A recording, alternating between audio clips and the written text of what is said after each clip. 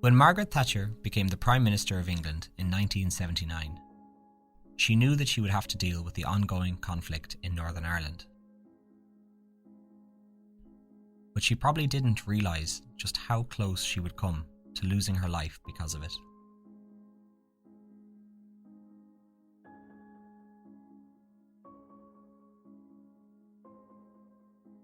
This is the Troubles Podcast, a podcast which explores the violence and bloodshed that occurred in Northern Ireland, the Republic of Ireland, and Great Britain, as two sides waged a bloody conflict over the status of Northern Ireland.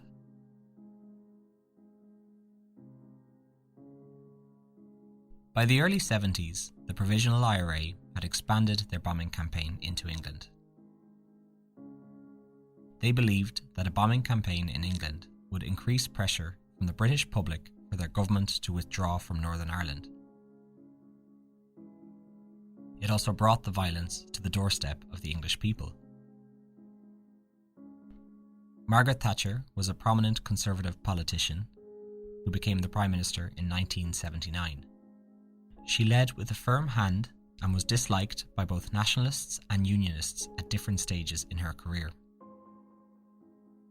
In 1981, a number of Provisional Irish Republican Army prisoners and Irish National Liberation Army prisoners went on hunger strike in the Maze prison in Lisburn, Northern Ireland. These individuals wanted to be granted special category status, which basically meant that they were treated as prisoners of war and not as regular inmates in the prison. They would get to wear a different uniform and would not be required to do prison work. This had existed in Northern Irish prisons, but had been phased out in 1976 because the authorities believed that it undermined the ability of the prison guards to maintain discipline. Thatcher flat out refused to allocate this status to the men, stating, "Crime is crime is crime. It is not political." 10 Republicans, including Bobby Sands, ended up dying of starvation, which caused outrage among nationalists in Northern Ireland.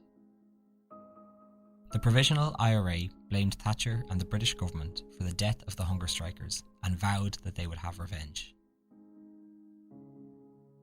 They saw their opportunity 3 years later, in October 1984, when the Conservative Party had planned to have their annual conference in the Grand Brighton Hotel in Brighton, England. It was a Thursday night on the 11th of October 1984, and the conference was coming to an end. Thatcher was due to give her keynote speech the following morning, but that evening there was a jovial atmosphere in the air, even though there had been warnings of a possible terror attack in Britain. Shortly before midnight, Thatcher and her husband Dennis returned to their room. Dennis went to sleep, while Thatcher spent some hours working on her keynote speech, which was due to be delivered the following morning. At 2:50 a.m, she used the bathroom and then returned to her bedroom. Then at 2:54 a.m, the hotel shook with a tremendous explosion. A bomb had gone off in one of the rooms. The blast then shot upwards and dislodged a 5-ton chimney stack, which then fell down through a column of rooms and landed in the basement. Mrs. Muriel McLean was staying in room 629 and was gravely injured from the blast, dying later in hospital. In 628, Mrs. Jean Shattuck was killed instantly. Underneath her, in 528, Eric Taylor was also dead. Then, in 428 and 328, Roberta Wakeham and Sir Anthony Berry also lost their lives, bringing the total number of dead to 5. It took firemen nearly 4 hours to free Norman Tebbit, who was in room 228. His wife, Margaret, was left permanently disabled as a result of the attack. Hours later, in the hospital, doctors asked Mr. Tebbit if he was allergic to anything, and he replied with one word: bombs. Thatcher herself escaped injury, but she came incredibly close to losing her life. There was damage in the bathroom and one of the rooms in her hotel suite. This was the closest that the IRA had ever come to killing the Prime Minister. And though they weren't successful, it was still considered a victory. The IRA released a statement saying, "Mrs. Thatcher will now realise that Britain cannot occupy our country and torture our prisoners and shoot our people in their own streets and get away with it. Today we were unlucky, but remember, we only have to be lucky once. You will have to be lucky always. Give Ireland peace and there will be no more war." For the British government, it was very important to them that these bombings never successfully interrupted daily life and the running of government. In their eyes, that would be considered a win for the paramilitaries. Thatcher was well aware of this and made great effort to make it seem like she was unfazed by the bombing, and even gave an interview to the press in the immediate aftermath of the bombing, where she remained adamant that the Conservative conference would continue. So just 6 hours after the bombing, at 9:30 a.m. the following morning, the conference continued. Many of the attendees of the conference were staying in the same hotel as Thatcher. They had been evacuated from the hotel in the middle of the night in their pyjamas and weren't allowed back in to get their clothing. So a nearby Marks and Spencer's opened their doors early to allow scores of people to change out of their pyjamas and buy clothes for the conference. Thatcher began her keynote speech saying, "The bomb attack on the Grand Hotel early this morning was first and foremost an inhuman, undiscriminating attempt to massacre innocent, unsuspecting men and women staying in Brighton for our Conservative conference. Our first thoughts must at once be for those who died and for those who are now in hospital recovering from their injuries. But the bomb attack clearly signified more than this. It was an attempt not only to disrupt and terminate our conference, it was an attempt to cripple Her Majesty's democratically elected government. That is the scale of the outrage in which we have all shared. And the fact that we are gathered here now, shocked but composed and determined, is a sign that not only this attack has failed, but that all attempts to destroy democracy by terrorism will fail." An investigation into the bombings began very quickly, and establishing which room the bomb went off in was the number one priority. After an extensive round of interviews with everyone who worked in the hotel, a housemaid revealed that she thought that the bathtub in room 629 had been removed, as there were grease marks around it. A waiter also said that he brought a bottle of vodka up to room 629. Vodka can be used to wash traces of explosives off parts of the body. It wasn't long before police discovered that the bomb had been placed underneath the bathtub in room 629, where Mrs. Muriel McLean was staying. A long delay timer was found at the scene, which meant that the bomb was planted by someone who had stayed in the same room within about 3 months of the bombing. Detective Superintendent Bernie Wells was in charge of the investigation, and when asked by a colleague if he had searched the room where the bomb went off for fingerprints, he replied saying, "What room? There's no room. It's all gone."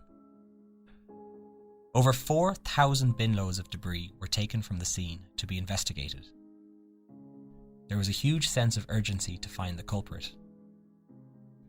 Detective Dave Gaylor said of the police investigation, "The most important driver for us was that there was a live IRA cell operating in the UK that needed to be traced before they killed again. The best lead that the police had was that they had a record of the hotel register, which had details of all the guests who had stayed in the hotel. They then focused this list down to the individuals who had stayed in room 629. Dozens of people were interviewed all over the world, and after 10 weeks there was only one who could not be found. Roy Walsh was the name written on the register, but no one knew who he was at the address he had listed. The registration card which Roy Walsh signed was sent to Scotland Yard for investigation, and there they found 2 partial prints, one palm print and one tip of a little finger. This led to them positively identifying the prints as those of Patrick Magee. Patrick Magee is from Belfast and was a well-known member of the IRA. Before the Brighton bombing, the English authorities were already looking to speak with him in relation to a number of bombings which had occurred in London, but they hadn't been able to locate him. He had one distinguishing feature, which was that the tip of his finger was missing on his right hand. Within a few months, the police had a fairly accurate picture of what happened in the days leading up to the bombing. Magee had snuck into Brighton over 3 weeks before the conference was due to start. Upon arriving in the city, he then got into a taxi driven by Dennis Palmer, who recalls the meeting. Quote, "What I remember is the weight of the case. It was so heavy compared to the usual cases we pick up for people staying for the weekend. That and the camel head coat that he was wearing. The fact that it was basically the sunniest day we've had of the year, and he was wearing a coat when everyone else was basically in their short sleeves."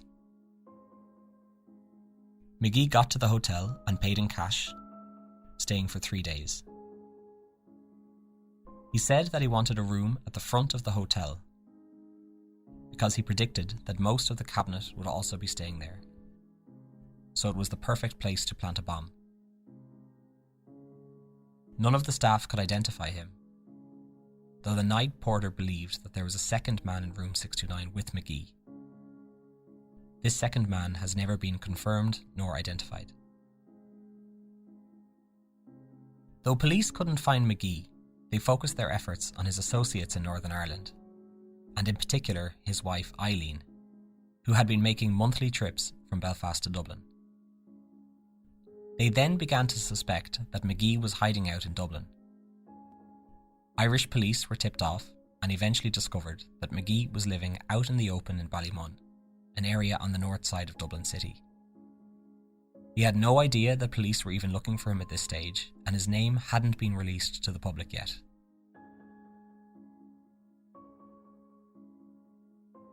Officers then decided to wait and watch Magee. They wanted to catch him in the UK and not in Ireland, as they were afraid that there would be issues with extradition. This was a gamble, as they risked losing Magee completely by not swooping in when they had the chance. Then it happened. They lost him. At the beginning of May, Magee and his wife vanished, and by June the trail had run cold. Their gamble was a failure. Meanwhile, the IRA had been inspired by the success of the Brighton bomb and were keen to plan more attacks around the UK. So Magee had re-entered the UK to continue with this campaign. On June 15th, he arrived in London and checked into the Rubens Hotel. This hotel is in the heart of the West End of London and overlooks Buckingham Palace. He paid in cash and checked into room 112. This time, Magee had brought a much smaller bomb with him, which fit inside a child's lunchbox. He hid the bomb under a cabinet in the hotel room, and the bomb was fitted with a long delay timer, which meant Magee could delay the explosion by up to 48 days. The bomb was also booby-trapped with a mercury tilt switch, which meant it would explode if disturbed. This relatively small bomb exploding so close to Buckingham Palace was intended to be a sign, and to show just how close the IRA could get to the royalty which resided within.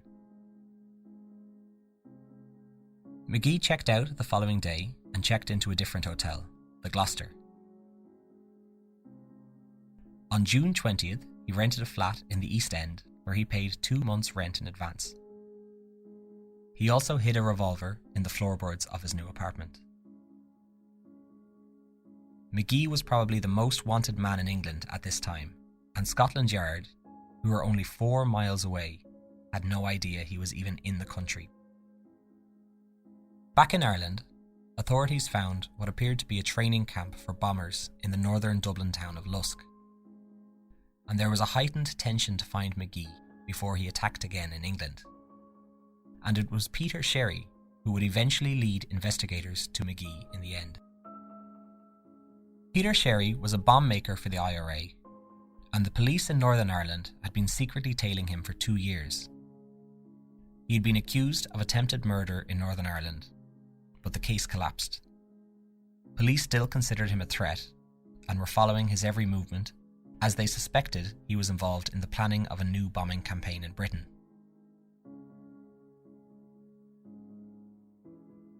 On June 21st, Sherry arrived by boat to a quiet port in the Scottish town of Ayr. Sherry had snuck into the United Kingdom, posing as a crew member on the fishing vessel. He thought he had made it into the country without alerting authorities, but had no idea that there was a tail on him. Northern Irish police suspected that Sherry was involved in this new bombing campaign in Britain and alerted British authorities. He was then tailed as he travelled from Ayr to Carlisle, where he got off and spent the night in a hotel. The following morning, he returned to the station where he met with a mysterious man. Undercover officers, posing as a couple in love, were nearby and watching his every move. They were unsure who this mysterious man was until they spotted his right hand, in which part of his little finger was missing, and they knew they had found Pat Magee. They trailed the two men, who then travelled to the Scottish city of Glasgow. They travelled across the city in a bus before disappearing inside an apartment block. Police then decided to swoop in on Magee, but the problem was there were 7 flats in the apartment block, and they didn't know which one Magee and Sherry went into. They ended up calling in 23 officers, and the plan was that the men would split into groups of 3 and knock on each apartment door at exactly the same time. They also called in an armed support unit in case it got violent. And at exactly 7:40 p.m, they all knocked on the doors of each flat. To the surprise of the officers who were stationed on the ground floor flat, Magee was the one who answered the door when they knocked. There were 4 others in the house, and they had just prepared dinner and were sitting down to eat together. Magee was apprehended, as were the others in the apartment: Ger MacDonald, Peter Sherry, Martina Anderson, and Ella O'Dwyer. Ger MacDonald was the leader of this cell and was armed with a pistol in his jeans. Martina Anderson and Ella O'Dwyer were the ones who had made the bombs. In the apartment, police had found over £10,000, fake passports, fake driving licenses, bomb diagrams, loaded weapons, hotel brochures, and train timetables. But their biggest find was sitting in Ger MacDonald's money belt: a bomb calendar, showing the 16 locations around England where the IRA was planning to bomb, including a number of cities and seaside towns around the country. They also found out about the bomb which Magee had planted in the Rubens Hotel in London. Magee had written down the date he planted the bomb and the exact room that he put it in.